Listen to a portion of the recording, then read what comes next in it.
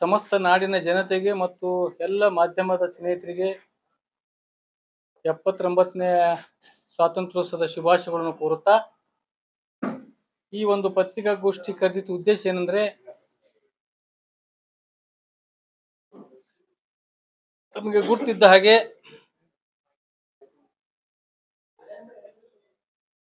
ಮಾನ್ಯ ಯತ್ನಾಳ್ ಅವರು ಮಾನ್ಯ ವಿಧಾನಸಭೆಯಲ್ಲಿ ಖಾದ್ರಿ ವಕೀಲರ ಬಗ್ಗೆ ಕೆಲವು ಪ್ರಸ್ತಾಪಗಳನ್ನು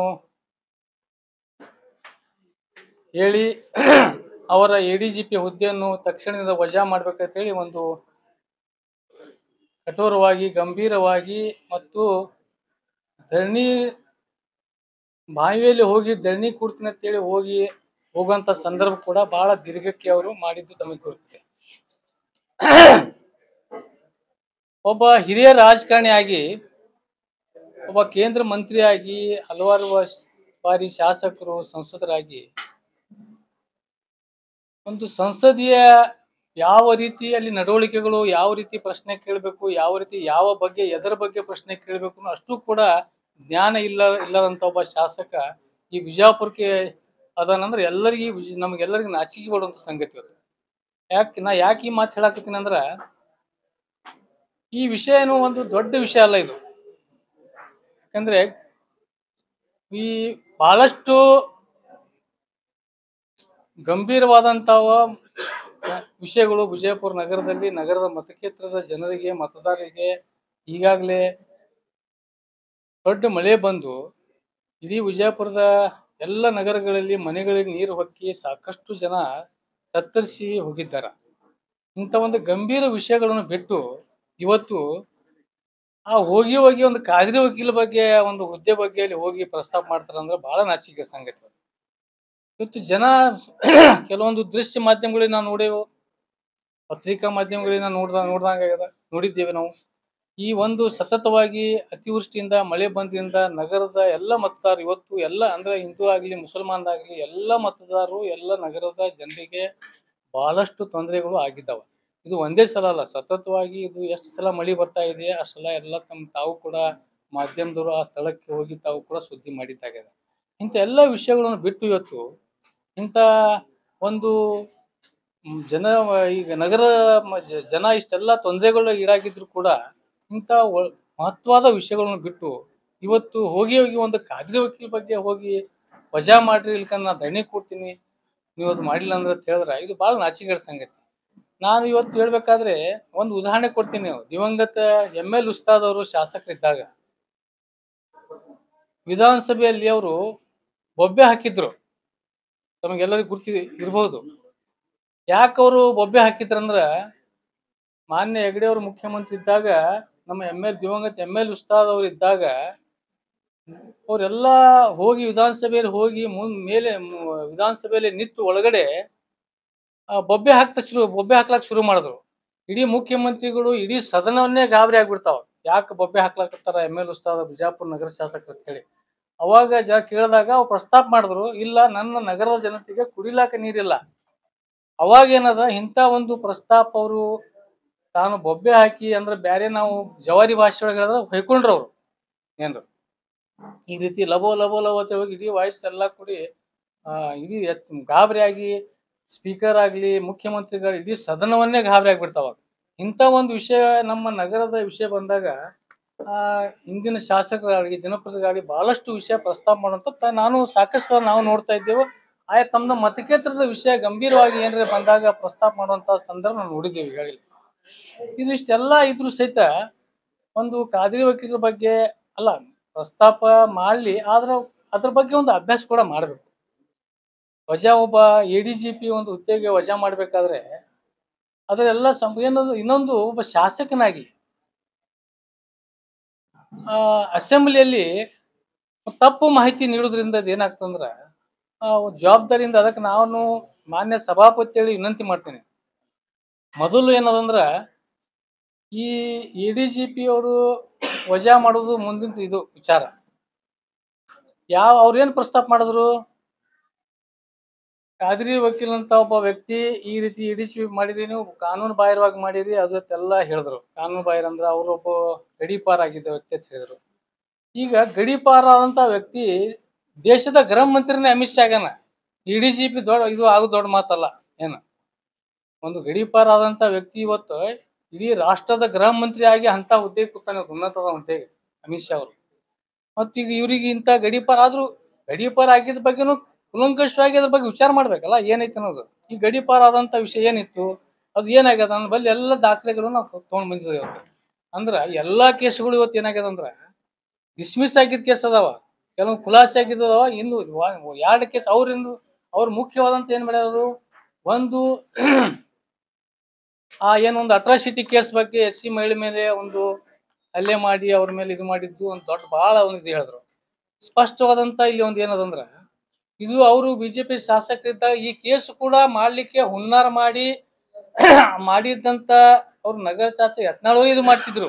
ಅದನ್ನು ಎಲ್ಲರಿಗೆ ಅವ್ರಿಗೆ ಗುರ್ತದ ಖಾದ್ರಿ ವಕೀಲರಿಗೆ. ಈ ರೀತಿ ಮುಂದ ಆ ಮಹಿಳೆ ಕೋರ್ಟ್ ಒಳಗೆ ಏನ್ ಹೇಳ್ತಾರಂದ್ರ, ಏನು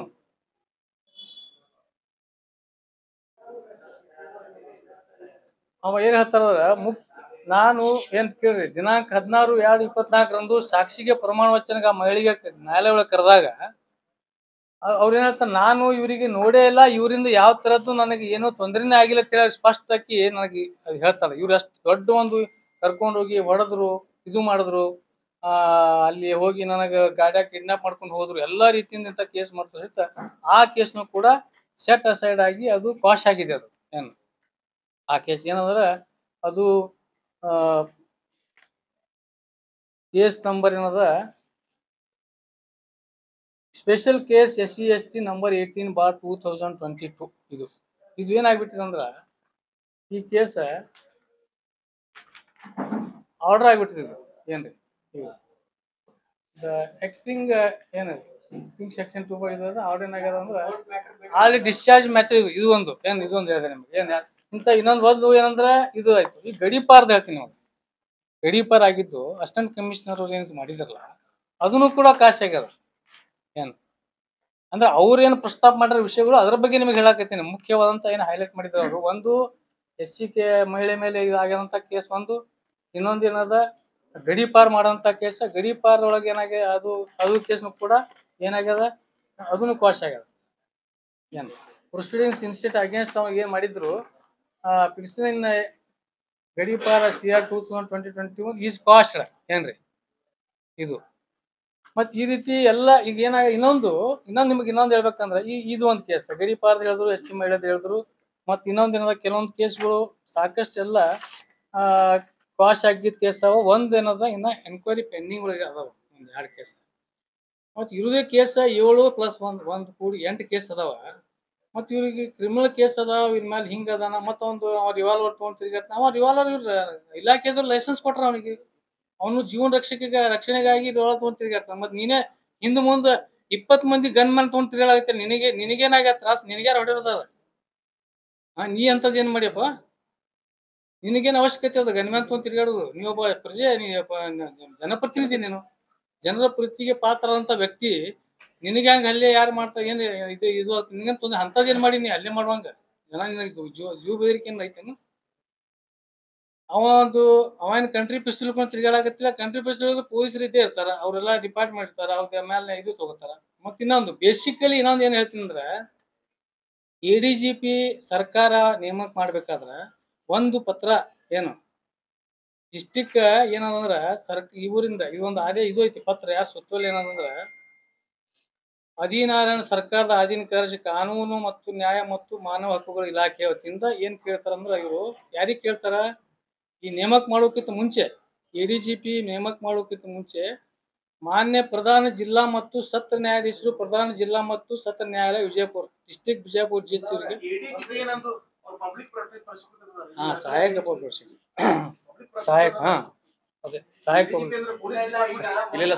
ಅಸಿಸ್ಟೆಂಟ್ ಡಿಸ್ಟಿಕ್ ಪೊಲೀಸ್ ಇದು ಪ್ರಾಸಿಕ್ಯೂಟರ್ ಒಂದ್ ನಾ ಹೇಳ್ತೀನಿ. ಅವ್ರು ಕೋರ್ಟ್ ಮ್ಯಾಟರ್ ಅಲ್ಲ, ಅವ್ರ ಏನ್ ಹೇಳ್ಯಾರಲ್ಲ, ಅಲ್ಲಿ ಏನ್ ಕೇಳ್ಯಾರ ಅವರು, ನೀವು ಕ್ರಿಮಿನಲ್ ಕೇಸ್ ಇದ್ದವನಿಗೆ ಹ್ಯಾಂಗ್ ಮಾಡಿದ್ರ ಕೇಳ್ಯಾರ ಅವರು.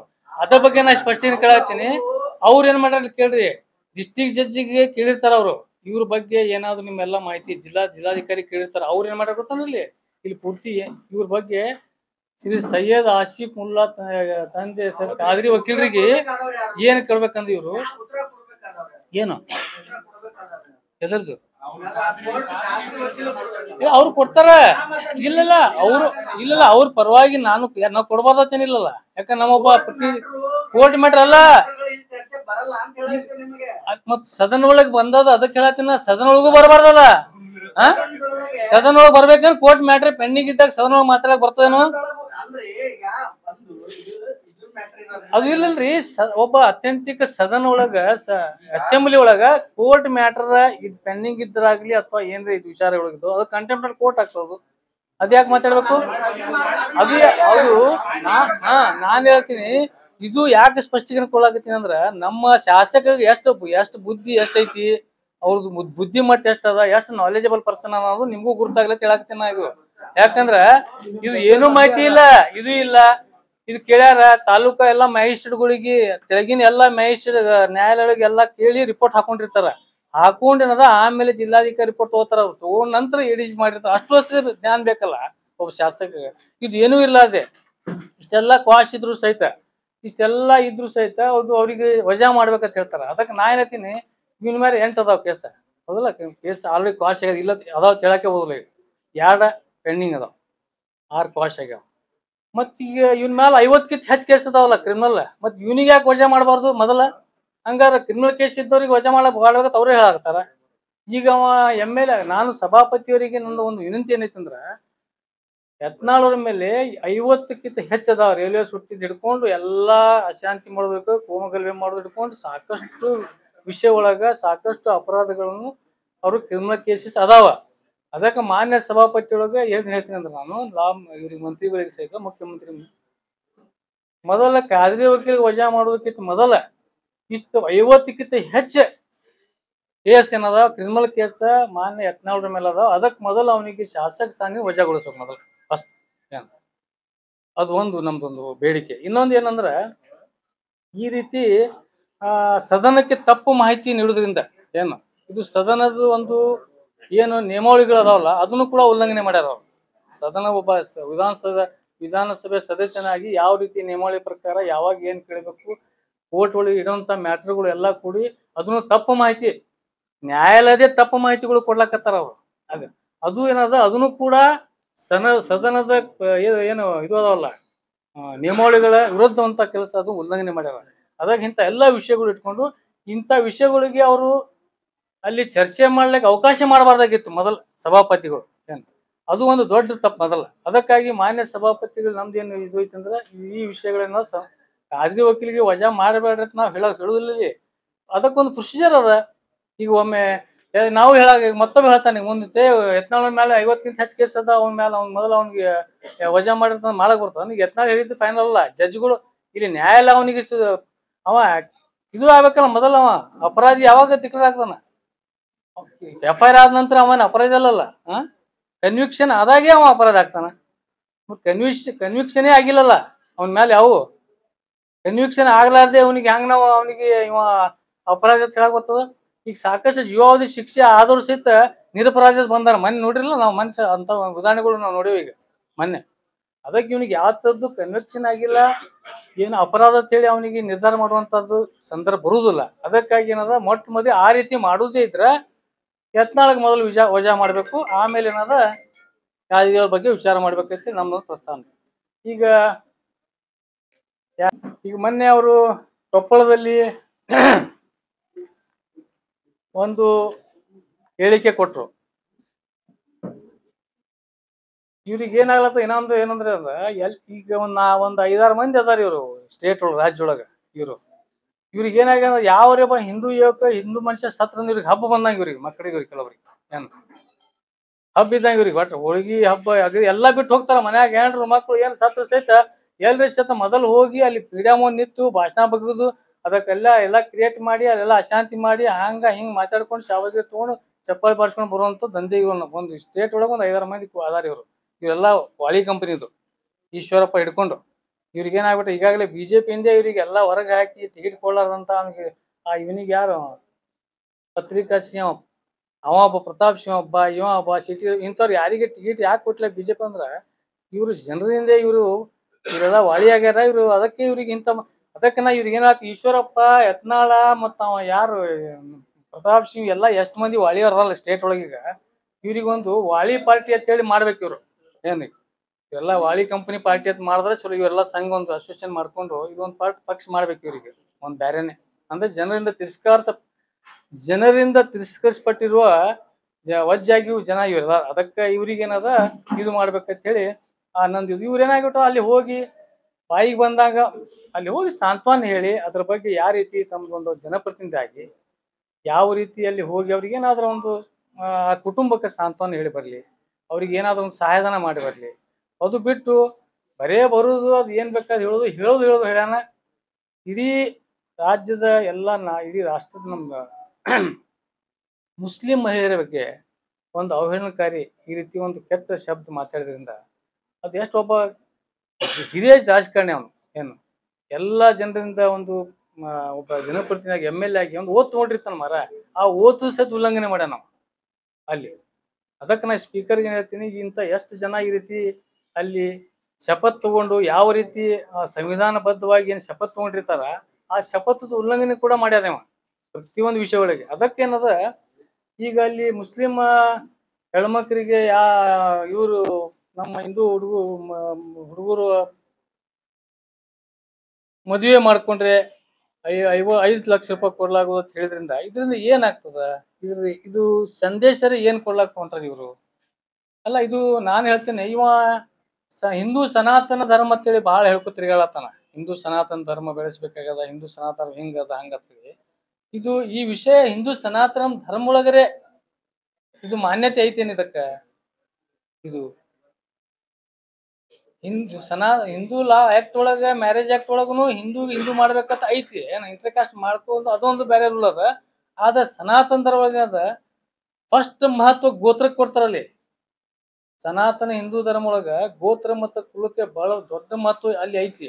ಇಂತ ಎಲ್ಲ ಇವ್ರು ಏನ್ ಮಾಡ್ಲಾಕತ್ತಾರ, ಏನ್ ಸಂದೇಶ ಕೊಡ್ಲಾಕ್ ಹೊಂಟ್ರ ಇವ್ರು ಈ ಸಮಾಜಕ್ಕೆ? ಇವ್ರು ಎಂತ ಸಂಸ್ಕಾರ ಕೊಡ್ಲಾಕ್ ಹೊಂಟ್ರ ಇವ್ರು ಅಂದ್ರ, ಒಂದು ತಂದೆ ತಾಯಿಯವರು ಒಬ್ಬ ಹುಡುಗಗ ಒಳ್ಳೆ ರೀತಿ ಬೆಳೆಸಿ ಇದು ಮಾಡಿ ಖರ್ಚು ಮಾಡಿ ಅವನಿಗೆ ಕಲಿಸಿ ಸಾಲಿ ಕಳಿಸಿ ಒಳ್ಳೆ ಒಂದು ಕನಸು ಕಂಡಿರ್ತಾರ ತಂದೆ ತಾಯಿಯವರು. ನನ್ನ ಮಗ ಈ ರೀತಿ ಒಳ್ಳೆ ಒಂದು ಸೊಸಿ ತರಬೇಕು, ಒಳ್ಳೆ ಮನಿತನಕ್ಕೆ ಒಂದು ಒಳ್ಳೆ ಸೊಸಿ ತರಬೇಕು, ಒಳ್ಳೆ ಮನಿತನಕ್ಕೆ ಒಂದು ಒಳ್ಳೆ ಮನಿತನದ ಹುಡುಗಿ ತನ್ನ ಸೊಸಿ ಮಾಡ್ಕೋಬೇಕು. ಹಿಂಗ ಬಹಳಷ್ಟು ಕನಸು ಕಂಡಿರ್ತಾರ ಆ ಹಿಂದೂ ಕುಟುಂಬದಾಗ್ಲಿ ಎಲ್ಲಾ ಕುಟುಂಬದ ತಂದೆ ತಾಯಿಯವರು. ಈಗ ಇವ ಈ ರೀತಿ ಸಂದೇಶ ಕೊಡೋದ್ರಿಂದ ಆ ಯುವಕರು ಏನ್ ದಿಕ್ಪಾಲಾಗಿ ಹೋಗ್ಬೇಕು, ಆ ಪಾಲಕರು ಈಗ ಹಿಂದೂ ಸಮಾಜದ ಬಹಳಷ್ಟು ನನ್ನ ಜೊತೆನೆ ಮಾತಾಡ್ಯಾರ ಬಹಳಷ್ಟು ತಂದೆ ತಾಯಿಯರು. ಇವ ಹಿಂದೂ ಸಮಾಜದಲ್ಲಿ ನಮ್ಗೆ ಹುಟ್ಟಿದ್ದೆ ಬಹಳ ನಮಗ ಇದಾಗ್ಬಿಟ್ಟ, ದುರ್ದೈವ ಸಂಗೀತ ಆಗ್ಯದ ಅಂತೇಳಿ ಈ ರೀತಿ ಅವ ನಮ್ಮ ಯುವಕರಿಗೆ ತಪ್ಪು ದಾರಿಯಲ್ಲಿ ತರ್ತಾ ಇದ್ದಾನ. ಈ ರೀತಿ ಯುವಕರಿಗೆ ತಪ್ಪು ಸಂದೇಶ ಕೊಟ್ಟು ಏನದ ಈ ರೀತಿ ತಪ್ಪು ಇದು ಮಾಡ್ಲಕತ್ತಾನ ಅಂತ ಹೇಳಿ ಬಹಳಷ್ಟು ಜನ ಅಸಮಾಧಾನ ವ್ಯಕ್ತಪಡಿಸ್ಯಾರ. ಅದಕ್ಕಾಗಿ ಏನದ ಇಂಥ ಸಂದೇಶ ಕೊಡೋದ್ರಿಂದ ಕೋಮುಗಲಭೆಗಳು ಆಗ್ತಾವ ಅವ್ರ ಸಂಸಾರಕ್ಕೆ. ಈಗ ನೋಡ್ರಿಲ್ಲ, ಈಗ ಅವ್ರು ಈ ರೀತಿ ಅವ್ರು ಹೇಳಿದ್ರಿಂದ ನಮಗೂ ಅದ ಕೆಟ್ಟ ಅನಿಸ್ತದ. ಈಗ ಅವ್ರ ಮನೆತನ ಬಗ್ಗೆ ಮಾತಾಡಕತ್ತಾರ. ಸೋಷಿಯಲ್ ಮೀಡಿಯಾ ಒಳಗೆ ಸಾಕಷ್ಟು ವಿಚಾರಗಳು ಬಂದು ಬಹಳಷ್ಟು ಜನ ಒಬ್ಬ ಮಾತಾಡೋದ್ರಿಂದ ಎಲ್ಲರಿಗೂ ಬರ್ಲಾಗ್ತದ. ಅವ್ರ ಮನೆತನಕ್ಕೆ ಹೆಣ್ಮಕ್ಳಿಗಾಗ್ಲಿ ಅವರೆಲ್ಲ ಅವ್ರ ಹೆಣ್ಮಕ್ಳು ಆಗ್ಲಿ, ಅವರಲ್ಲಿ ಅವ್ರ ಕುಟುಂಬದ ಹೆಣ್ಮಕ್ಳಾಗಿ ನಮ್ಮ ಯಾರು ಹೇಳ್ತೇವೆ ಎಲ್ಲ ನಮ್ಮ ಸಹೋದರರು ತಂದೆ ಅಕ್ಕಂಗಿಯರ್ ಇದ್ದಂಗ ಇರ್ತಾರ. ಅದು ಎಲ್ಲಾ ಬಿಟ್ಟು ಈಗ ಇವ ಏನ್ರ ಹೇಳ್ಕೊಂಡ್ ತಂದ ರಾಜಕೀಯ ಬ್ಯಾಳಿ ಬಯಸ್ಕೊಳಕ, ಒಂದ್ ಕೆಲವು 4 ಹುಡುಗರದು ಚಪ್ಪಲಿ ಬಾಡ್ಸ್ಕೊಳಕ, ಕೇಕೆ ಹೊಡ್ಸ್ಕೊಳಕ ಈ ರೀತಿ ಮಾಡೋದ್ರಿಂದ ಸಮಾಜದ ಏನಾಗ್ತದ ಪರಿಸ್ಥಿತಿ? ಸಮಾಜದ ಯುವಕರು ಎಲ್ಲಿ ಹೋಗ್ಬೇಕು ಆಮೇಲೆ ಈ ಪರಿಸ್ಥಿತಿ ರೀತಿ ಮಾಡೋದು? ಅದಕ್ಕಾಗಿ ಇಂಥ ಯತ್ನಾಳಕ ನಾ ಇನ್ನೊಮ್ಮೆ ಹೇಳ್ತೀನಿ, ದಯವಿಟ್ಟು ಇಂಥ ಸಂಸ್ಕಾರ ಏನದ ಈ ಹಿಂದೂ ಸನಾತನ ಧರ್ಮ ಒಳಗೆ ಸಹಿತ ಇಂಥ ಸಂಸ್ಕಾರ ಕಲಿಸ್ತಾಕಿಲ್ಲ, ಯಾವುದೇ ಧರ್ಮ ಒಳಗಿಲ್ಲ. ಅದಕ್ಕಾಗಿ ಏನದ, ನೀವು ಒಂದು ಸನಾತನ ಧರ್ಮದಂಗರೆ ಹೋಗು ಒಂದರೆ ಏನು, ಒಂದ್ ಕಡೆ ಸನಾತನ ಧರ್ಮ ಹಿಂದೂ ಧರ್ಮ ರಕ್ಷಣೆ ಅದಕ್ಕೆ ಹೋಗ್ತಾನ, ಇಲ್ಲಿ ಏನದ ಧರ್ಮ ಒಳಗ ಇಲ್ಲದಂತ ಕೆಲಸ ಇಲ್ಲಿ ಮಾಡಿಸ್ಲಾಕತ್ತಾನ. ಅದಕ್ಕೇನದ ಅವನಿಗೆ ಯಾರ ಒಂದ್ರ ಇಂಥವು ಉಪಾಧ್ಯಪಿ ಹೊಲಸ್ ಕೆಲಸ ಮಾಡ್ಕೋತಾರೆ ತಿರ್ಗಾಡ ಒಂದು ಏನು ಈ ಧರ್ಮ ರಕ್ಷಣೆ ಮಾಡುವಂಥದ್ದು ಶಬ್ದ ಹೇಳಕ್ ಹೋಗ್ಬೇಡ. ಆಮೇಲೆ ಧರ್ಮ ರಕ್ಷಣೆ ಏನಾಗ್ತಂದ್ರ ಈ ರೀತಿ ಹೇಳುದ್ರಿಂದ ಸಮಾಜ ಒಳಗ ಬಹಳ ತಪ್ಪು ಸಂದೇಶಗಳು ಹೋಗ್ತಾವ. ಯುವಕರು ಮುಂದೆ ಆಮೇಲೆ ಏನಾಗ್ತದೆ ಪರಿಸ್ಥಿತಿ ನೋಡ್ರಿ ಏನಾಗ್ತದೆ. ಇನ್ನೊಂದು ಈಗ ಯುವಕರಿಗೆ ಈ ರೀತಿ ಹೇಳ್ಕೊಂಡ್ಬಿಟ್ಟಂದ್ರ ಎಲ್ಲರೂ ಏನಾರ ಅನಾಹುತಗಳು ಆದವು, ಏನಾದರೂ ಸಮಾಜದೊಳಗೆ ಇದು ಎರಡೂ ಕಡೆ ತೊಂದ್ರಲ್ಲ. ಆ ಹಿಂದೂ ಸಮಾಜದ ಯುವಕನ ಮನೆತನಗಳಿಗೂ ತೊಂದ್ರೆ, ಆ ಯಾವ್ಯಾರ ಒಂದು ಮುಸ್ಲಿಂ ಹುಡುಗಿ ಅವ ಸೇರ್ಕತ್ತ ಏನ್ರಿ ಆಯ್ತಂದ್ರು ಅಲ್ಲಿನೂ ತೊಂದ್ರೆ. ಇಂಥ ಎಲ್ಲ ಈ ಸಮಾಜಕ್ಕೆ ಇವ ಒಬ್ಬ ಕಳಂಕ ತರುವಂಥದ್ದು, ಹಿಂದೂ ಸಮಾಜಕ್ಕೆ, ಹಿಂದೂ ಸನಾತನ ಧರ್ಮದ ಸಹಿತ ಕಳಂಕ ತರುವಂಥ ವ್ಯಕ್ತಿ ಇವ. ಅದಕ್ಕಾಗಿ ಅವನಿಗೆ ಇನ್ನೊಮ್ಮೆ ಹೇಳ್ತೀನಿ, ದಯವಿಟ್ಟು ನೀನು ಒಬ್ಬ ಶಾಸಕನಾಗಿ, ಜನಪ್ರತಿನಿಧಿಯಾಗಿ, ಒಬ್ಬ ಹಿರಿಯ ರಾಜಕಾರಣಿಯಾಗಿ ಒಂದು ಒಳ್ಳೆ ಕೆಲಸ ಮಾಡ್ಕೊತು ಯುವಕರಿಗೆ ಒಳ್ಳೆ ಸಂದೇಶ ಕೊಡುವಂತ ಹೋಗು. ಯಾಕಂದ್ರೆ ಈ ರೀತಿ ನೀನು ಒಂದು ಯಾವ್ದಾರ ಒಂದು ಭಾಷಣ ಮಾಡ್ಲಕ್ ಹೋದಾಗಲಿ ಎಲ್ಲರ ಮೀಡಿಯಂ ಹುಡುಗರದು ಮತ್ತು ಕೆಲವು ತಿಳಿಲಾರ್ದ ಹುಡುಗರು ಇರ್ತಾವ, ತಾಳಿ ಮಾಡ್ತಾರ, ಚಪ್ಪಾಳೆ ಹಾಕ್ತಾರ, ಕೇಕೆ ಹೊಡಿತಾರ. ಇದರಿಂದ ಸಮಾಜ ಒಳಗ ಯಾವ ರೀತಿ ಸಂದೇಶ ಹೋಗ್ತದ, ಏನ್ ಪರಿಸ್ಥಿತಿ, ಏನ್ ಗಂಭೀರ ಪರಿಸ್ಥಿತಿ ಏನಾಗ್ತದ, ಇವೆಲ್ಲ ವಿಚಾರ ಮಾಡ್ಕೊಂಡು ನೀನು ಮುಂದೆ ರಾಜಕೀಯ ಜೀವನ ಮಾಡತ್ತೇಳಿ ಇನ್ನೊಮ್ಮೆ ಅವನ ಮೇಲೆ ವಿನಂತಿ ಮಾಡ್ತೀನಿ. ಅದ್ರ ಜೊತೆಗೆ ಇನ್ನೊಂದು ಮೊನ್ನೆ ಮೇಯರ್ ಉಪಮೇಯರ್ ಚುನಾವಣೆ ಆಯ್ತು. ಏನು ಆ ಚುನಾವಣೆ ಒಳಗೆ ಹೋಗಿ ಆ ಬಿಜೆಪಿ ಸದಸ್ಯರದಾರ ಎಲ್ಲಾರು ನಂಬಲ್ಲಿ ಒಂದು ಇದು ಐತಿ ಸ್ಲೋಗನ್, ಬೇಗಾನಕ್ಕೆ ಶಾದಿ ಮೇ ಅಬ್ದುಲ್ಲಾ ದಿವಾನ್ ಅಂತ. ಬೇಗಾನಕ್ಕೆ ಶಾದಿ ಮೇ ಅಬ್ದುಲ್ಲಾ ದಿವಾನ್ ಅಂದ್ರೇನು, ಯಾರ್ದಾಗಣೊಳಗ ಇವನು ಸುಮ್ಸುಮಿಗೆ ಹುಚ್ಚ ತಿರ್ಗಾಳಕತ್ತ ಹಿಂಗತ್ತಾರ. ಮತ್ತೊಬ್ಬರ ಯಾರ ಲಾಗಣ ಸಂಬಂಧ ಇಲ್ಲ, ಸೂತಿರ್ಲ, ಸುಮ್ಸುಮಿಗೆ ಇವ ಅರಿವಿ ಹರ್ಕೊಂಡು ತಿರ್ಗಾಳಕತ್ತಿದ. ಹಿಂಗೊಂದು ಉದಾಹರಣೆ ನಂಬಲ್ಲಿ ಒಂದು ಸ್ಲೋಗನ್ ಐತಿ. ಹಂಗ ಮೊನ್ನೆ ಮೇಯರ್ ಚುನಾವಣೆ ಒಳಗ ಬೇಗಾನೆಗೆ ಶಾದಿ ಅಬ್ದುಲ್ಲಾ ದಿವಾನ್ ಅಂತ ಹೇಳಿ ತಾನೇ ಇದು ಹಾಕೊಂಡು ತೋರಿಸಿ ತನ್ನ ಗಾಡ್ಯಾಗ ಒಂದು BRP ಶಾಲ್ ತಗೊಂಡು ಅವ್ರಿಗೆಲ್ಲ ಶಾಲ ಹಾಕ್ಸಿ ಇದು ಮಾಡಿಸಿ ಅವ್ರು ತಂದ ದುಬ್ಬಕ್ ತಾನೇ ಇದು ಮಾಡ್ಕೊಂಡ ದುಬ್ಬಕ್ಕ ತಾನೇ ಚಪ್ಪರ್ಸ್ಕೊಳತಾನ. ಏನು ಯಾಕೆ ಇದು ಹೇಳ್ತೀನಿ ಅಂದ್ರ, ಇದು ನೋಡ್ರಿ ಅವ್ರು ಬಿಜೆಪಿ ಸದಸ್ಯರ ಹೌದಲ್ಲ, ಅವ್ರೆಲ್ಲಾರು ಇವನಿಗೆ ಹೊರಗೆ ಹಾಕ್ಯಾರ. ಮತ್ ಇವ ಬಿಜೆಪಿಗೆ ಏನ್ ಸಂಬಂಧ? ಅವಾಗ ಇವ ಏನ್ ಸಂಬಂಧ ಬರ್ತಾನೆ ಹೇಳ್ರಿ? ಅವರೆಲ್ಲ ಬಿಜೆಪಿ ಹೋದ ಮುಂದೆ ಅವ್ರು ಬಿಜೆಪಿ ಆಫೀಸ್ಗೆ ಹೋದ್ರ ಅವರು ಅಲ್ಲಿ ಹೋಗಿ ಬಿಜೆಪಿ ಇದು ಹಾಕಿ ಜಿಲ್ಲಾಧ್ಯಕ್ಷ ಸನ್ಮಾನ ಕರ್ಲಕ್ ಹೋದ್ರು. ಅವಾಗ ಇವಂದೇನು ಏನ್ ಉಳಿತು? ಅವ್ರು ತಟಸ್ಥಾಗಿ ಹೌದಪ್ಪ ನಂದು ಇವರೆಲ್ಲ ಅವರು BRP ನಮ್ದು ಅಂದ್ರ BRP ಅಲ್ಲ, ಅದು ಭಾರತೀಯ ರಾಷ್ಟ್ರೀಯ ಪಕ್ಷ. ಅದು ಒಂದು ಹಸು ಮತ್ತು ಹಸುವಿನ ಇದು ಒಂದು ಚಿನ್ನದ ಬಂದದ. ಈಗ ಅವ್ರದ್ದು ಇದ್ರಾಗ ಬರಲಾಗ್ತದ ಎಲ್ಲ ಸೋಷಿಯಲ್ ಮೀಡಿಯಾ ಒಳಗೆ ನಾನು ನೋಡಿದ್ದೀನಿ. BRP ಅಂದ್ರ ಭಾರತೀಯ ರಾಷ್ಟ್ರೀಯ ಪಕ್ಷ. ಹಂಗಾದ್ರೆ ಅದು ಈಗ ಅವ್ರೆಲ್ಲ ನಂದೇನದ ಜಿಲ್ಲಾ ಬಿಜೆಪಿ ಅಧ್ಯಕ್ಷರಿಗೆ, ಯಾಕಂದ್ರ ಅವ್ರೆಲ್ಲ ಬಿಜೆಪಿ ಸಂಸದರು ಓಟ್ ಹಾಕ್ಯಾರ. ಅದಕ್ಕೆ ಹಾಕ್ಯಾರಲ್ರಿ ಅವ್ರು ಬಿಜೆಪಿ ಎಷ್ಟು ಮಂದಿ MLCಗಳು ಹಾಕ್ಯಾರ ಬಂದು ಓಟ್ರ. ಮತ್ತ ಅವ್ರೆಲ್ಲ ಬಿಜೆಪಿ ಇವಂದು ಒಂದು ಓಟ್ ಇತ್ತ. ಇವ ಮುಂದೆ ಇವನಿಗೆ ಹೊರಗೆ ಪಕ್ಷೇತ್ರ ಅಲ್ರಿ, ಇವ ಹೋಗೋದ ಅವಶ್ಯಕತೆ ಅಲ್ಲಿ ಕಾರ್ಪೊರೇಷನ್ಕ. ಇವಂದೇನು ಕೆಲಸ ಇಲ್ಲ ಅಲ್ಲಿ ಬಿಜೆಪಿ ಕಾರ್ಯಾಲಯಕ್ಕೆ ಹೋದ್ರವ್ರು. ಅಲ್ಲಿ ಹೋಗಿ ಅಲ್ಲೆಲ್ಲ ಶಲ್ಯ ಹಾಕೊಂಡು ಬಿಜೆಪಿ ಅವ್ನ ಶಲ್ಯ ತೆಗೆದು ಹೋಗ್ಬಿಟ್ರು ಹೊರಗೆ. ಒಗದು ಇದೆಲ್ಲ ಮಡಿಚಲ್ಲಿ ಹೋದ್ರು ಇವಂದು ಹೋಗಿ ಅಲ್ಲೆಲ್ಲ ಅಲ್ಲಿ ಶಲ್ಯ ಬಿಜೆಪಿ ಶಲ್ಯ ಹಾಕೊಂಡು ಬಿಜೆಪಿ ಕಾರ್ಯಾಲಯ ಹೋಗಿ ಅಲ್ಲಿ ಸನ್ಮಾನ ಸ್ವೀಕಾರ ಮಾಡಿ ನಾವೆಲ್ಲ ಬಿಜೆಪಿ ಸದಸ್ಯರು ಅಂತ ಹೇಳ್ಬಿಟ್ರು. ಮತ್ ಇವಂದೇನು ಉಳಿತವಾಗ? ಅದಕ್ಕೇನದ ಇವ ಸಂಬಂಧ ಇರಲಾತ ವ್ಯಕ್ತಿ ಏನದ ತಾ ಹೋಗಬಾರ್ದು. ಅಲ್ಲಿ ಏನಾಗ್ತಾ ನಕಲಿ ಬಿಜೆಪಿ ಅವ್ರ ತಮ್ಮ ನಕಲಿ ಅವ್ರ್ಯಾಕೆ ಹೋದ್ರ ಅಲ್ಲಿ ಇವ್ರು ಅಲ್ಲಿ ಇದಕ್ಕೆ ಆಫೀಸ್ಗೆ ಎಲ್ಲ ನಕಲಿ ಇವನೇ ಅಸಲಿ ಇದ್ರೆ ಇವನ್ ಬಲ್ಲಿ ಉಳಿಬೇಕಾಗಿತ್ತು. ಅವ್ರು ಅಲ್ಲಿ ಯಾಕೆ ಕೂತಾರ ಅವ್ರು? ಅದಕ್ಕೆ ನಾನು ಇನ್ನೊಮ್ಮೆ ಬಿಜೆಪಿಯ ಜಿಲ್ಲಾಧ್ಯಕ್ಷರುಗಳು ಕೂಡ ನಂದೊಂದು ಸ್ಪಷ್ಟೀಕರಣ ಅವ್ರು ಮಾಡ್ಬೇಕು. ಯಾಕಂದ್ರೆ ಜನರಲ್ಲಿ ದ್ವಂದ್ವ ಇದು ಆಗ್ಬಿಟ್ರೆ, ಈ ಮೊನ್ನೆ ಒಬ್ರು BRP ಶಲ್ಯ ಹಾಕೊಂಡು ಅಲ್ಲಿ ಒಂದು ಸ್ವಲ್ಪ ಪೋಸ್ ಕೊಟ್ರು, ಆಮೇಲೆ ಬಿಜೆಪಿ ಅಲ್ಲಿ ಹೋಗಿ ಬಿಜೆಪಿ ಮಾಡಿದ್ರು. ಈ ರೀತಿಯಿಂದ ನಮ್ಮ ವೋಟರ್ಸ್ ಆಗ್ಲಿ ಜನ ಇವ್ರು ಯಾವ ಪಾರ್ಟಿಯವರು ಮೆಂಬರ್ಗಳು ಬಿಜೆಪಿ ಹೋದಾರೋ BRP ಅಂದ್ರೆ ಏನು, ಇದು ಯಾರ್ದು ಏನ್ ಸುದ್ದಿ ಅನ್ನೋದು ಕನ್ಫ್ಯೂಸ್ ಆಗತ್ತದ. ಅದಕ್ಕೆ ನಂದು ಒಂದು ವಿನಂತಿ ಐತಿ ಬಿಜೆಪಿ ಜಿಲ್ಲಾಧ್ಯಕ್ಷರಿಗೆ, ಬಿಜೆಪಿಯ ಮುಖ್ಯಸ್ಥರಲ್ಲಿ ಇದೊಂದು ಸ್ಪಷ್ಟೀಕರಣ ಮಾಡ್ಬೇಕು ಅವ್ರು. ಇವ್ರು ಯಾರು ಅನ್ನೋದು, ಯಾಕೆ ಅವ್ರ ಕಡೆಯಿಂದ ಸ್ಪಷ್ಟೀಕರಣ ತಗೋಬೇಕು. ಇಲ್ಲ ನಾವು ಬಿಜೆಪಿ ಬಿಟ್ಟೇವ್ ಅಂತ ಹೇಳಿದ್ರೆ ಹೇಳಿಸ್ಲಿಕ್ಕೆ ಅವ್ರ ಹೇಳ್ಬೇಕು. ಮೇಯರ್ ಆದವರು ನಾವು ಪಕ್ಷದವರಲ್ಲ, ನಾವು ಪಕ್ಷೇತರ MLA, ಏನೇನು ಉಚ್ಚಾಟಿತ MLA, ಪಕ್ಷೇತರ ಅಲ್ಲ ಉಚ್ಚಾಟಿತ MLA ಫಾಲೋವರ್ಸ್. ನಾವು BRP ನಾವು ಬಿಜೆಪಿ ಅವ್ರ ಅಲ್ಲ ಅಂತೇಳಿ ಅವ್ರ ಹೇಳ್ಬೇಕು. ಈ ರೀತಿ ಆಗುದ್ರ ಏನಾಗ್ತದ, ಜನರಿಗೆ ಪ್ರಜಾಪ್ರಭುತ್ವ ವ್ಯವಸ್ಥೆಯಲ್ಲಿ ಈ ಚುನಾವಣೆ ಪಕ್ಷದ ಚಿಹ್ನೆ ಮೇಲೆ ಚುನಾವಣೆ ಆಗಿದ್ರಿಂದ ಎಲ್ಲ ಜನ ಪಕ್ಷಕ್ಕೆ ನೋಡಿ ಹಾಕಿರ್ತಾರ, ಕೆಲವರು ವ್ಯಕ್ತಿತ್ವ ನೋಡಿ ಹಾಕಿರ್ತಾರ. ಮತ್ ಹಿಂಗಾದಾಗ ಇವನ್ ಪಕ್ಷ ನೋಡಿ ಹಾಕದಾಗ ಇವ ಬಿಜೆಪಿ ಸದಸ್ಯರು BRP ಸದಸ್ಯರು ಈ ರೀತಿ ಕನ್ಫ್ಯೂಷನ್ ಗೊಂದಲಾಗ್ಯದ ಬಿಜಾಪುರೊಳಗೆಲ್ಲ. ಅದಕ್ಕೇನದ ಮಾನ್ಯ ನಾವು ಬಿಜೆಪಿ ಅಧ್ಯಕ್ಷರಲ್ಲಿ ಒಂದು ವಿನಂತಿ ಮಾಡ್ತೀನಿ, ದಯವಿಟ್ಟು ಏನದ ನೀವು ಕೂಡ ಇದು ಸ್ಪಷ್ಟೀಕರಣ ಮಾಡಿ ಅವ್ರಿಗೆ ಕರೆಸಿ ಎಲ್ಲ ಪ್ರೆಸ್ ಮೀಟ್ ಮಾಡಿ ಎಲ್ಲ ಮೇಯರ್ ಮತ್ತು ಯಾರು ಎಷ್ಟು ಮಂದಿ ಬಿಜೆಪಿ ಸದಸ್ಯ ಆಯ್ಕೆ ಆಗ್ಯಾರ ಅವ್ರೆಲ್ಲರ ಕಡೆಯಿಂದ ಒಂದು ಸ್ಪಷ್ಟೀಕರಣ ತಗೋಬೇಕು. ಸ್ಪಷ್ಟೀಕರಣ ಅದು MB ಪಾಟೀಲ್ ಅವ್ರ ಮೊದಲು ಬಿಜೆಪಿದ ಆಗಿಲ್ಲ ಅವ್ರಾಗಿಲ್ಲ ಮುಂದೆ ಏನ್ ಹೇಳ್ತಾರ ಇವ್ರೆಲ್ಲಾರು ಹೋಗಿ ಎಂ ಬಿ ಪಾಟೀಲ್ ಬಲ್ಲಿ ಎಲ್ಲಾ ಬಿಜೆಪಿ ಸದಸ್ಯರು ಹೋಗಿ ಅಲ್ಲಿ ಕಾಲು ಬಿದ್ದಿದ್ದು ಇದು ಪ್ರೂಫ್ ಅದಾವಲ್ಲ, ನಮಗೊಂದು ಅವಕಾಶ ಕೊಡ್ರಿ ಅಂತ ಹೇಳಿ ಅವ್ರೆಲ್ಲ ಇದನ್ನ ಹೋಗಿದ್ರಿ ಎಲ್ಲಾರು. ಇವರು ಎಲ್ಲ ಆಯ್ತು ಆದಂಗ ಹೋಗ್ಲಿ ಸರ್ಕಾರ ಇದ್ರ ಡಿಸ್ಮಿಸ್ ಮಾಡಿಬಿಟ್ಟಿದ್ರು ಎಲ್ಲರಿಗೂ, ಇದು ಸಸ್ಪೆಂಡ್ ಮಾಡಿದ್ರು. ಅದಕ್ಕೇನದ ಅವ್ರು ಹೋಗಿ ಹೋಗಿ ಎಂ ಬಿ ಪಾಟೀಲ್ ಸಾಹೇಬ್ರ ಬಳಿ ಹೋಗಿ ಅದೊಂದ್ ಸ್ವಲ್ಪ ಏನ್ರ ಮಾಡ್ರಿ, ನಮಗ್ ಸ್ವಲ್ಪ ಇದು ಮಾಡಿಸ್ಕೊಡ್ರಿ, ಹೆಲ್ಪ್ ಎಲ್ಲ ಅವರು ಬಿಜೆಪಿ ಎಲ್ಲ ಸದಸ್ಯರು ಹೋಗಿ ಬೆಂಗಳೂರಾಗ ಮಾನ್ಯ ಜಿಲ್ಲಾ ಉಸ್ತುವಾರಿ ಸಚಿವ ನಿವಾಸ ಹೋಗಿ ಇದು ಮಾಡಿ ಬಂದಿದ್ದು ನಮ್ಮಲ್ಲಿ ಇದು ಉದಾಹರಣೆ ಅದಾವ.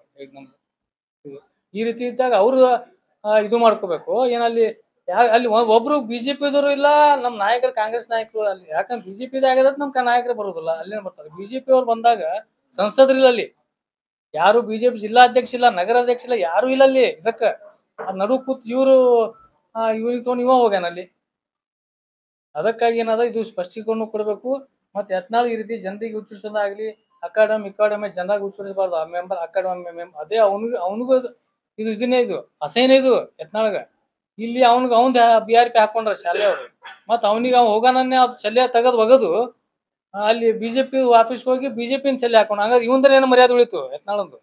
ಅದಕ್ಕಾಗಿ ಏನದ ನಾನು ಈ ಒಂದು 3 ವಿಷಯ ಬಗ್ಗೆ ತಮಗೆ ಸ್ಪಷ್ಟೀಕರಣ ನೀಡ್ಲಿಕ್ಕೆ ನಾನು ಪತ್ರಿಕಾಗೋಷ್ಠಿ ನಾವು ಕರೆದಿದ್ದಾಗಿತ್ತು. ಅದಕ್ಕೆ ಏನಾದ್ರು ಇದ್ರ ಬಗ್ಗೆ ಹೇಳ್ಬೇಕಾದ್ರೆ ನಾವು ಅತಿ ಸಾಹೇಬ್ರ ಹೇಳ್ತಾರೆ.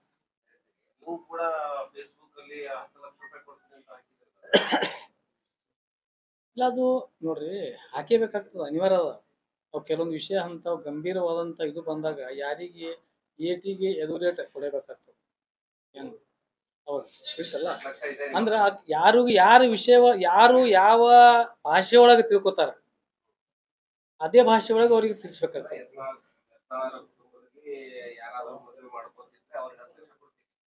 ಅದೇನ ಅಗಳೇ ಅದೇ ಹೇಳ್ದಲ್ಲ ಅದು ನನಗೆ ಏನಾಗ್ಲತ್ತದ ಕೆಟ್ಟ, ನನಗೆ ಯಾಕೆ ಕೆಟ್ಟ ಗೊತ್ತಾಗ್ತದಂದ್ರ ಈ ರೀತಿ ಆಗೋದ್ರಿಂದ ಇವ ಒಬ್ಬ ಕೆಟ್ಟ ಮಾತಾಡೋದ್ರಿಂದ ಇಡೀ ಎಲ್ಲಾ ಕುಟುಂಬಕ್ಕೆ ಸಹಿತ ಜನರಿಗೆ ಆ ರೀತಿ ಹೇಳುದ್ ಬರ್ಲಾಗ್ತದ. ಅನಿವಾರ್ಯ ಆಗ್ಬಿಟ್ಟದು.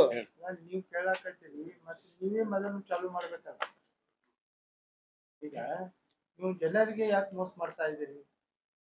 ನೀವು ಒಂದ ಹಿಂದೂ ಲಿಂಗಾಯತ ಧರ್ಮದ ಮುಖಂಡರು, ಹೌದಾ? ಮತ್ತೆ ನೀವು ಮುಸ್ಲಿಂ ಯುವಕರಿಗೆ ಲಗ್ನ ಮಾಡಿ 5 ಲಕ್ಷ ರೂಪಾಯಿ ಕೊಡ್ತೀನಿ ಅಂತಿರಲ್ಲ, ಯಾಕೆ ನಿಮ್ಮ ಮನ್ಯಾಗ ನಿಮ್ ಮಗ ಇಲ್ವಾ?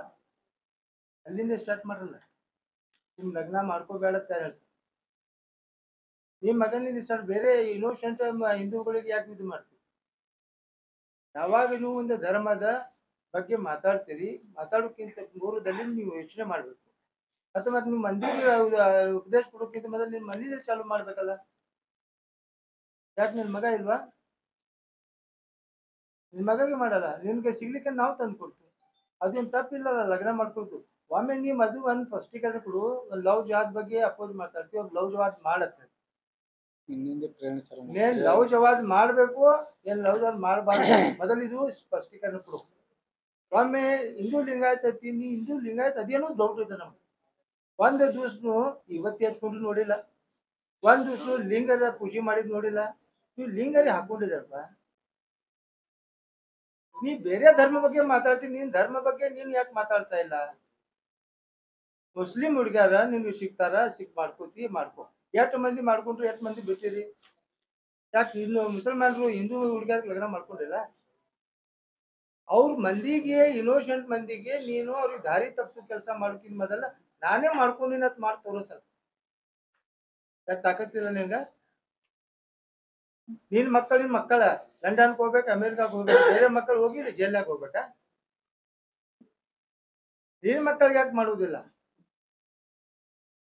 ಈ ಬೇರೆ ಹಿಂದೂ ಅಮಾಯಕ ಹಿಂದೂಗೆ ಯಾಕೆ ನೀ ಬಲಿಪಶು ಮಾಡ್ತಾ ಇದ್ದಿ? ಲಗ್ನ ಯಾರೇ ಮಾಡ್ಲಿ, ಪ್ರೀತಿ ಮಾಡ್ಲಿ, ಅದು ಮಾಡ್ಲಿ, ಲಗ್ನ ಮಾಡ್ಕೊಳ್ಳಿ, ಅರೇಂಜ್ ಮಾಡ್ಕೊಳ್ಳಿ, ಏನ್ ತಕರಾರು ಇಲ್ಲ ಅದಕ್ಕೆ. ಇದು ಹಿಂದೂಸ್ತಾನ್ ಅದ, ಹಿಂದೂಸ್ತಾನದಾಗ ಎಲ್ಲರಿಗೂ ಇದು ಅದ. ಯಾವ ರೀತಿ ಅವ್ರಿಗೆ ಮನ್ಸಿಗೆ ಬರ್ತಾವ ಮಾಡ್ಕೊಳ್ಳಿ. ಬಟ್ ಅಮಾಯಕ ಹಿಂದೂಗಳಿಗೆ ನೀ ಪ್ರೋತ್ಸಾಹ ಕೊಟ್ಟಿಸಿ ಅವ್ರಿಗೆ 5-5 ಲಕ್ಷ ಕೊಟ್ಟು ಎಷ್ಟರೇ ರೊಕ್ಕ ಅದಾವ ನಿನ್ ಬಲ್ಲಿ? ಆಯ್ತು ಲಗ್ನ ಆಗ್ಲಕತ್ತಿಲ್ಲ, ತಗೊಂಡ್ ಬರ್ತೀವಿ, ನಾವೇ ಮಾಡ್ಕೊಡ್ತೀವಿ, ರೊಕ್ಕ ಅದಾವ ಅಟ್ಟ ಅದುವರೆಗೆ ಹೇಳ್ಬಿಡು. ಒಮ್ಮೆ ಎಷ್ಟು ಅದಾವ ಇಟ್ಟು ಮಂದಿ ಕರ್ಕೊಂಡ್ ಬರತ್ತಿ, ಸಾಮಾಜಿಕವಾಗಿ ಲಗ್ನ ಮಾಡ್ಬಿಡು. ರಾಮ ಮಂದಿರ ಮುಗೀತು, ಅದು ಮುಗೀತ, ಎಲ್ಲ ಮುಗೀತ, ಈಗ ಇದು ಚಾಲು. ಮತ್ ಮಾತಾಡ್ಲಕ್ಕಂದ್ರೆ ಸುಮ್ ಕೂತಾರೆ ಏನ್ ಹೇಳ್ತೀರಿ ನೀವು? ಏನು ಇಲ್ಲ ನಿಮ್ಮಲ್ಲಿ ಏನ್ ದಮ್ಮಿಲ್ಲ ಏನಂತ ಕೇಳ್ತೀರಿ ನೀವೇ? ಮಾತಾಡ್ಲಿಕ್ಕ ನೀವು ಏನ್ ಹೇಳ್ತೀರಿ? ಏನ್ರಿ ನೀವು ಎಲ್ಲಾರು ಮುಸಲ್ಮಾನ್ ಸತ್ತಿರ ಏನಂತ ಕೇಳ್ತೀರಿ? ಮತ್ತೆ ಮುಸಲ್ಮಾನರ ಬಗ್ಗೆ ಮಾತಾಡಕತ್ತಾನ. ಇವ ಮಾಡುದು ಒಂದ್ ಏನ್ ಕೆಲಸ ಮಾಡ್ಬೇಕಾಗಿತ್ತು, ವಿಧಾನಸಭಾನಲ್ಲಿ ಏನ್ ಕೇಳ್ಬೇಕಾಗಿತ್ತು. ಇದೇ ಮೊನ್ನೆ ನಿಮ್ಗೆ ಮಳೆ ಆಗಿದ್ದು ವಿಜಾಪುರ್ನಾಗ, ರಾಮನಗರ್ ಹೋಗಿ ಜಲ್ನಗರ್ ಆಗಿತ್ತು, ಕರ್ನಾನಗರ್ ಪೂರ ಇದು ಆಗಿತ್ತು, ತಾಜ್ ಬೋಡಿ ಪೂರ ಇದು ಆಗಿತ್ತು, ಕೌಜಲ್ಗಿ ನಮ್ಮ ಯಾವ್ದು ಶಾಪೇಟ್ ಏರಿ, ಜುಮಾ ಮಸೀದ್ ಏರಿಯಾ ಪೂರ, ಆಮೇಲೆ ಏನ ಗಚ್ಚಿನಕಟ್ಟಿ ಕಾಲನಿ, ಇವು ಎಲ್ಲಾ ನೀರೊಳಗೆ ನಿಂತಾವ್. ಎಲ್ಲರೂ ಹೋಗಿದೀಪ. ಅದೇ ಪ್ರಸ್ತಾವನೆ ವಿಧಾನಸಭೆನಾಗ ಯಾಕೆ ಮಾಡಿಲ್ಲ? ಅಲ್ಲ ಕಾದ್ರಿ ವಕೀಲ್ ಬೇಕಾ ನಿನ್ಗೆ? ಬಯವ್ರು ಅಲ್ಲೇ ಬೇಕಾ? ನೀನು ಬೈದಾಗ ನೀವು ಅವ್ರಿಗೆ ವರ್ಷ ತೆಗಿತಿ, ಆದ್ರೆ ಎಲ್ಲಾರು ಹೆಸರು ತಗೋಬೇಕು, ಎಲ್ಲಾರು ಬೇಲಕ್ ಚಾಲು ಮಾಡ್ತಾರೆ. ನೀನು ಅಲ್ಲಿ ಹೋಗಿ ವಿಧಾನಸಭೆನಾಗ ಯಾರಿಗೆ ಏನ್ ಕೇಳ್ಬೇಕಾಗೈತಿ, ಏನ್ ಪ್ರಶ್ನೆ ಬರ್ಬೇಕಾಗೈತಿ, ಯಾಕೆ ಡೆವಲಪ್ಮೆಂಟ್ ಆಗಿಲ್ಲ, ಏನು ಕರೆಂಟ್ ಡೆವಲಪ್ಮೆಂಟ್ ಆಗಿಲ್ಲ, ಎಲ್ಲೆಲ್ಲಿ ಆಗಿಲ್ಲ, ಏನೇನ್ ನಾವು ಇದು ಮಾಡಿದ್ವು, ಅದು ಯಾಕೆ ನಾವು ಮಾಡಿಲ್ಲ ಅಂತ ಅದ್ರ ಬಗ್ಗೆ ಕೇಳ್ಬೇಕಾಗಿತ್ತಲ್ಲ. ನೀನು ಬೈದವ್ರ ಬಗ್ಗೆ ಪ್ರಶ್ನೆ ಕೇಳ್ತಿದ್ದಿ ನೀವು. ಒಂದು ಬಸವನಗೌಡ್ರೆ ಮೊನ್ನೆ ಹೇಳಿಕೆಯನ್ನ ಕೊಟ್ಟಿದ್ದಾರೆ ಮಹಾನಗರ ಪಾಲಿಕೆಗೆ. ಹೇಳಿ, ಕಾಂಗ್ರೆಸ್ ಸಚಿವರು ಹೆಲ್ಪ್ ಮಾಡಿದ್ದಾರೆ ಅಂತ. ಅದು ಪಾಟ್ರು ಮಾಡಿದ್ದಾರೆ, ಶಿವನ್ ಪಾಟ್ರು ಇಲ್ಲ, ಅವ್ರ ಮೇಲೆ ತಾಕತ್ತದಲ್ಲ ಹೇಳುದು, ಮತ್ತ ಅವ್ರೇ ಸ್ಪಷ್ಟೀಕರಣ ಕೊಡಲ್ಲ. ಅದು ಪ್ರಶ್ನೆ ನಮ್ಗೆ ಯಾಕೆ? ನೀವು ಅವ್ರಿಗೆ ಕೇಳ್ಬೇಕಲ್ಲ. ಕೇಳ್ದ ಅಲ್ಲ ರೀ, ಅಲ್ಲ ರೀ, ಪ್ರಶ್ನೆ ಹಾಕಿದಾರೆ ಅವರು. ಅಲ್ಲ ನಮ್ಗೆ ಯಾಕೆ ಕೇಳ್ತಾರ್ರಿ ಅವರು? ಮಾಡಿ ಅವ್ರು ನಮ್ಗೇನ್ ಗೊತ್ತದು? ಅವ್ರಿಗೆ ಹೇಳಾರಲ್ಲ, ಅವ್ರೇ ಸ್ಪಷ್ಟೀಕರಣ ಕೊಡಲ್ಲ. ಈಗ ಈಗ ಈಗ ವಿಧಾನಸಭಾನಾಗ ಹೋಗಿ ಸುಳ್ಳು ಮಾತಾಡ್ತಾರೆ, ಇಟ್ ಕೇಸ್ ಅದಾವ ಅವ್ರ ಮ್ಯಾಗ. ಯಾಕೆ ಇದು ಕೇಸ್ ಅದಾವಲ್ಲ, ಅವ್ರಿಗೆ ಯಾಕೆ ನೀವು ಇದು ಮಾಡಿಲ್ಲ? ಅದೇ ಹೇಳ್ಬೇಕಾಗಿ ನನ್ನ ಮ್ಯಾಗ ಇಟ್ ಕೇಸ್ ಅದ ಬಹಿರಂಗಾಗಿ ನೀ ಹೇಳ್ತಲ್ಲ. ಇಲ್ಲಿ ನನ್ನ ಮ್ಯಾಗ ಇಟ್ ಕೇಸ್ ಅದಾವ, ವಿನಾ ಇಟ್ ಕೇಸ್ ಅದಾವ ಕಿಸಿ. ನಿನ್ ಮೇಲೆ ಕೇಸ್ ಇಟ್ಕೊಂಡ್ ಕಿಸಿ ನೀನ್ ಎಮ್ಎಲ್ಎ ಇದು ಯಾಕೆ ಇಟ್ಟಿರ್ತಿ? ಅದ್ರಲ್ಲಿ ನಿನ್ ಮೇಲೆ ನೈತಿಕತೆ ಬೇಕಲ್ಲ, ನಿನ್ ಮೇಲೆ ಅದ್ರ ಬಗ್ಗೆ ಬೇಕಲ್ಲ. ನೋಡ್ರಿ, ಯಾವಾಗಲೂ ನಾವು ಹೇಳುಕ್ಕಿಂತ ಪೂರ್ವದಲ್ಲಿ ಮೊದಲ ಮಾಡ್ಬೇಕು. ಇಲ್ಲಿ ಏನ್ ಮಾಡಿದ್ದಿ, ಬಿಜಾಪುರ್ನಾಗ ಏನ್ ಸಮಸ್ಯೆ ಅದ, ಬಿಜಾಪುರ ನೀರಿನ ಏನ್ ಸಮಸ್ಯೆ ಅದ, ರೋಡಿನ ಏನ್ ಸಮಸ್ಯೆ ಅದ, ಲೈಟಿಂಗ್ ಏನ್ ಸಮಸ್ಯೆ ಅದ, ಡ್ರೈನೇಜ್ ಏನ್ ಸಮಸ್ಯೆ ಅದ, ಅದರ ಬಗ್ಗೆ ಮಾತಾಡ್ಬೇಕಾಗಿತ್ತು. ಮತ್ತೆ ಹಿರಿಯ ರಾಜಕಾರಣಿ ಅಂತ ಅನ್ಸ್ಕೋತಿ, ಮತ್ತೆ ಹಿರಿಯ ರಾಜಕಾರಣಿ ಅಲ್ಲಿ ಮಾತಾಡೋದು ಜಗಳದ್ ಮಾತಾಡ್ತಾ, ನಿನ್ ಬಗ್ಗೆ ಬೈದಕ್ಕೆ ಅದಕ್ಕೆ ನೀವು ಹೋಗಿ ಸಿಟ್ಲಿ ಅದೇ ಮಾತಾಡ್ತಿ. ಮಾತಾಡಪ್ಪ, ನೀನ್ ಬ್ಯಾಡ ಅನ್ನೋದಿಲ್ಲ. ಕಾದ್ರಿಗೂ ಡಿಸ್ಕ್ವಾಲಿಫೈ ಮಾಡಿ, ನೀನು ಡಿಸ್ಕ್ವಾಲಿಫೈ ಆಗಿ ಏನ್ ಸಮಸ್ಯೆ ಇಲ್ಲ. ಬಟ್ ಕಾದ್ರಿ ವಿಷಯದ ಅಲ್ಲಿ ತಗೊಳ್ಳುವಂತ ಅವಶ್ಯಕತೆ ಏನಿತ್ತು? ಅಲ್ಲಿ ಬಿಜಾಪುರ ನೀರಾಗ ನಿಂತೈತಿ, ಅದ್ರ ಬಗ್ಗೆ ಯಾಕೆ ಚರ್ಚೆ ಮಾಡಿಲ್ಲ? ನೀವು ಲಿಂಗಾಯತ್ ಅಂದಾಗ ಲಿಂಗಾಯತ್ ಸಮಾಜಕ್ಕೆ ಮೋಸ ಮಾಡಕತ್ತಿಲ್ಲ. ಸರ್ಕಾರಿ ಅಭಿಯೋಜಕರಾಗಿ ಕೆಲಸ ಮಾಡ್ತಾ ಇದಾರೆ ಅವರು. ಯಾರು ಮಾಡ್ಲಿ? ಅದಕ್ಕೆ ಅದ್ ನೀ ನೇಮಿಸಿದ ಅವ್ರನ್ನ ಸರ್ಕಾರದ ವಕೀಲರಾಗಿ ಕೆಲಸ ಮಾಡೋದ್ರಿಂದ ನ್ಯಾಯಯುತವಾಗಿ ನ್ಯಾಯ ಸಿಗಂಗಿಲ್ಲ. ಹಾಗಾಗಿ ಅವರು ತಡಿಪಾರ ಇದಾರೆ, ಆಮೇಲೆ ರೌಡಿ ಶೀಟರ್ ಇದಾರೆ, ಕೊಲೆ ಕೇಸ್ಗಳಲ್ಲಿ ಭಾಗಿಯಾಗಿದ್ದಾರೆ. ಹಾಗಾಗಿ ಅವ್ರನ್ನ ಹೊರಗಡೆ ತೆಗಿ. Very good, very good, very good. ನೀವು 50 ಕೇಸ್ಗಿಂತ ಜಾಸ್ತಿನೇ ಆಗದಿರಿ. ಎಮ್ಎಲ್ಎ ಇಲ್ಲದ ಕಾರಣ ನಿಮ್ಗೆ ಏನು ಮಾಡಕ್ ಆಗಕತ್ತಿಲ್ಲ. ಎಮ್ಎಲ್ಎ ತಳಗ್ ಇಳಿಯಲ್ಲ, ನಿಮ್ದು ಯಾಕೆ ಗೊತ್ತಾಗ್ತೈತಿ. ಎಮ್ಎಲ್ಎ ಕೆಳಗ್ ಇಳಿ, ಆಗ ಗೊತ್ತಾಗ್ತೈತಿ ಯಾವ ಕೇಸ್ ಆಗಿತ್ತು. ಅಲ್ಲಿ ಹೋದ್ರು ಬೆಂಗಳೂರಿನಾಗ ರೊಕ್ಕ ಕೊಟ್ಟು ಎಲ್ಲ ಇದು ಮಾಡಿ ಎಲ್ಲ ಮುಗಿಸ್ಕೊಂಡ್ ಬರ್ಲಾಕತ್ತಿದ್ವಿ. ಮತ್ತೆ ನೀವು ಕೇಸ್ ನಡುದಿಲ್ಲ, ಕೇಸ್ ಮಾಡ್ಬೇಕು, ಪರ್ಮಿಷನ್ ತಗೋಬೇಕು ನಾವು. ಅದು ಎಲ್ಲ ಇವರು ಪಬ್ಲಿಕ್ ಕೇಳ್ರಿ, ಇವನು ಪಬ್ಲಿಕ್ ಸರ್ವಂಟ, ಎಡಿಜಿಪಿ ಇವನು ಪಬ್ಲಿಕ್ ಸರ್ವಂಟ ಅಲ್ರಿ. ಅವ್ನಿಗೆ ನಾಮಿನೇಟ್ ಮಾಡ್ಯಾರ, ನೀನ್ ಜನ ಆರಿಸ್ಕೊಂಡ್ ಬಂದಾರಲ್ಲ, ನೀನ್ ಜನ ಆರಿಸ್ಕೊಂಡ್ ಬಂದ್ ಜನರಿಗೆ ಮೋಸ ಮಾಡತ್ತಿದ್ದಿಲ್ಲ. ನೀನು ಮೊದಲ ಅದು ನಿನ್ಗೆ ಇದು ಆಗ್ಲಿ, ಡಿಸ್ಕ್ವಾಲಿಫೈ ಆಗ್ಲಿ, ಏನ್ ಸಭಾಪತಿ ಬೆಲೆ ಮನವಿ ಮಾಡ್ತೀವಿ. ಎಷ್ಟು ಕೇಸ್ ಇದ್ದಾಗ, ಕ್ರಿಮಿನಲ್ ಇದ್ದಾಗ ಇವ್ನಿಗೆ ಮೊದಲೇ ಇದು ವಜಾ ಮಾಡ್ಬೇಕು, ವಜಾ ಮಾಡಿ. ಇವ್ನಿಗೆ ಎಷ್ಟು ಜವಾಬ್ದಾರಿ ಅದಲ್ಲ, ಅವನಕ್ಕಿಂತ ಹೆಚ್ಚು ಜವಾಬ್ದಾರಿ ಸ್ಥಾನ ಮೇಲೆ ಯತ್ನಾಳ್ ಅದಾರ. ಶಾಸಕ ಇದ್ದಾಗ ನಿನ್ ಮೇಲೆ ಏನು ಇದು ಮಾಡಕ್ ಆಗುದಿಲ್ಲ. ಅವನಿಗೇನು ಕಾನೂನು ಬೇರೆ ಅದ, ಕಾನೂನು ಪ್ರಕಾರ ಸದ್ಯಕ್ಕೆ ಅವ್ನಿಗೆ ಇದು ಪರ್ಮಿಷನ್ ತಗೋಬೇಕು ಮಾಡ್ಬೇಕಲ್ಲ. ಈಗ ಏನದ ಸ್ಪಷ್ಟ, ಅವನು ಸೇಮ್ ಇದ್ರ ಮೇಲೆ ಅವನೊಂದು ಸಂವಿಧಾನಾತ್ಮಕ ಹುದ್ದೆ ಮೇಲೆ ಅದಾನ. ಏನು ಪಬ್ಲಿಕ್ ಸರ್ವೆಂಟ್, ಎಡಿಜಿಪಿ, ಇಬ್ರು ವಜಾ ಗಳಿಸೋದಿಲ್ಲ. ಇವ್ರಿಗೆ ವಜಾ ಆಗ್ಲಾಕ ಪ್ರಶ್ನೆ ಬರೋದಿಲ್ಲ. ಎಲ್ಲ ಕೋರ್ಟ್ ಒಳಗ ಅವ ಎಷ್ಟ್ ಹೇಳ್ಯಾರಲ್ಲ ಅದು ಎಲ್ಲ ಇದ್ವಾಗ್ಯಾವ. ಏನು ಪ್ರಾಬ್ಲಮ್ ಇಲ್ಲ. ಮಾಡೋಕ್ಕಿಂತ ಪೂರ್ವದಲ್ಲಿ ಯಾವ್ಯಾವ ರೀತಿ ನಾವು ಏನ್ ತಗೋಬೇಕಾಗಿ ಹೇಳಿದಲ್ಲ ನಿಮಗೆಲ್ಲ ಆಗಲೇ. ನೀ ಅಂದ್ರೆ ಎಮ್ಎಲ್ಎ ಆಗಿ ನೀವು ಎಷ್ಟು ಬೈತಿ, ಎಷ್ಟು ಇದು ಮಾಡ್ತಿ. ನೀನು ಒಂದ್ ಸಂವಿಧಾನ ಬದ್ರಾಗಿ ನೀವು ಮನುಷ್ಯದಲ್ಲಿ ಸಂವಿಧಾನ ಬರೆಯವ್ರ ಅದಿರಿ. ಮತ್ತ ಅದನ್ನ ನೀವೇ ಬರೆಯವ್ರೆ ಮುರಿತೀರಿ ಅಂದ್ರೆ ಜಿಲ್ಲಾ ನ್ಯಾಯಾಧೀಶರು, ಜಿಲ್ಲಾಧಿಕಾರಿ ಅವರೇ ರೆಫರ್ ಮಾಡಿ ಕೊಟ್ಟಿರ್ತಾರ, ರೆಕಮೆಂಡ್ ಮಾಡಿ. ಇದೆಲ್ಲ ನೋಡ್ರಿ, ಕಾನೂನು ಪ್ರಮಾಣ ತಗೋತು, ಕೇಸ್ ಹಾಕು, ಹೋರಾಟ ಮಾಡ್ತೀವಿ, ಎಲ್ಲಾನು ಮಾಡ್ತೀವಿ. ಈಗಂತೂ ಎಲ್ಲದ ಸಿದ್ರದಿಲ್ಲ. ಈಗ ಸರ್ಕಾರ ಅದ್ರ ಮ್ಯಾಗ ಕ್ರಮ ತಗೊಂಡಿಲ್ಲ. ಕಾನೂನು ಅದ್ರ ಮ್ಯಾಗ ಕ್ರಮ ತಗೊಲಿಕ್ಕಂದ್ರೆ ಅದು ಏನ್ ಮಾಡ್ಬೇಕನ್ನೋದು ನಾವು ವಿಚಾರ ಮಾಡಿ ಮಾಡ್ತೀವಿ. ಯಾಕಂದ್ರೆ ಪದೇ ಪದೇ ಎಲ್ಲಾ ರೀತಿಯಿಂದ ಕೇಳ್ಕೊಳ್ಳೋದಾಯ್ತು ಹೇಳ್ಕೊಳ್ಳೋದಾಯ್ತ. ಈಗ ಮಾನ್ಯ ಉಸ್ತುವಾರಿ ಸಚಿವರ ಬಳಿ ಹೋಗಿ ನಾವು ಮನವಿ ಮಾಡ್ಕೊತು, ಅವ್ರು ಏನ್ ನಿರ್ಣಯ ಅದ್ ನೋಡ್ತು, ಅದೆಲ್ಲ ಸಮಾಜದವ್ರು ಕೂಡಿ ಸಮಾಜ ಏನ್ ನಿರ್ಣಯ ಮಾಡ್ತಿತ್ತು ಅದ್ರ ಬಗ್ಗೆ ನಾವು ಸಮಾಜ ನಿಂದಿರ್ಬೇಕಾಗುತ್ತೆ.